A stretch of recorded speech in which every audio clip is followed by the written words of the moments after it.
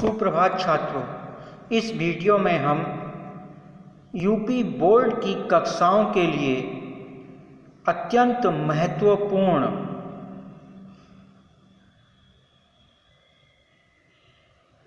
जीवन परिचय अयोध्या सिंह उपाध्याय हरिऔध का जीवन परिचय पढ़ेंगे, जो हिंदी काव्य के एक श्रेष्ठ कवि में आते हैं। अयोध्या सिंह उपाध्याय हरिऔध, ये जीवनियाँ जो हम आपको पढ़ा रहे हैं यूपी बोर्ड की हाई स्कूल और इंटर की परीक्षाओं के लिए बहुत ही महत्वपूर्ण है। देखिए, जीवन परिचय अगर जिस तरह से हम आपको इसमें पढ़ा रहे हैं, इस तरह से आप अगर लिखेंगे तो आपके अधिकतम अंकों की आपकी गारंटी रहेगी मिलने की, अधिकतम अंकों की गारंटी रहेगी। देखिए, जीवन परिचय अयोध्या सिंह उपाध्याय हरिऔध द्विवेदी युग के प्रतिनिधि कवि और लेखक अयोध्या सिंह उपाध्याय हरिऔध का जन्म 1865 ईस्वी में उत्तर प्रदेश के आजमगढ़ जिले में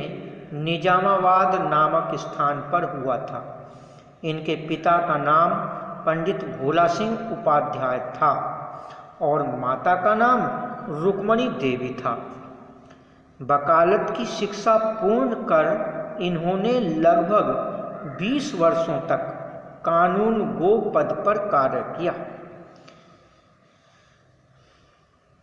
वकालत की शिक्षा की इन्होंने LLB की और फिर 20 वर्षों तक कानून गो के पद पर काम किया। इन्होंने हिंदू विश्वविद्यालय में अवैतनिक रूप से अध्यापन कार्य किया और 1947 ईस्वी में इनका देहावसान हो गया।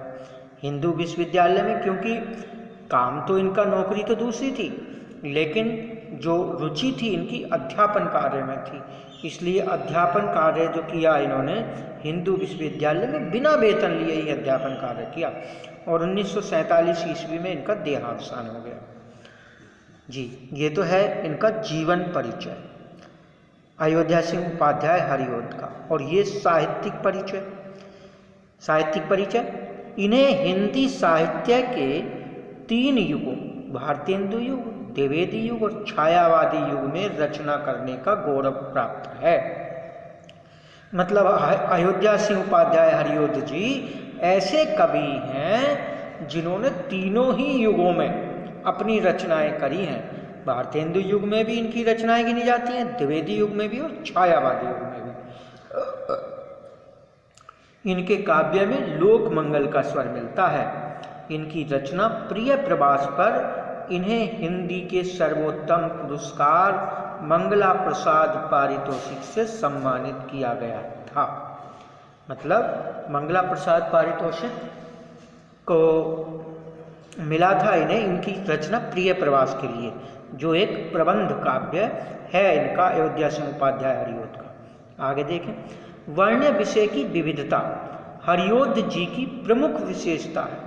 इन्होंने राधा कृष्ण, राम सीता से संबंधित विषयों के साथ साथ आधुनिक समस्याओं को लेकर उन पर नवीन ढंग से अपने विचार प्रस्तुत किए हैं।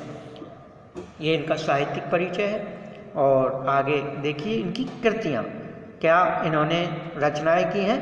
कृतियों में देखिए, प्रिय प्रवास, पारिजात, वैदेही वनवास, रस कलश, चोखे चोपदे, चुभते चोपदे, पद्य प्रसून, ग्राम गीत, कल्पलता, इनकी रचनाएं जो काव्य रचनाएं।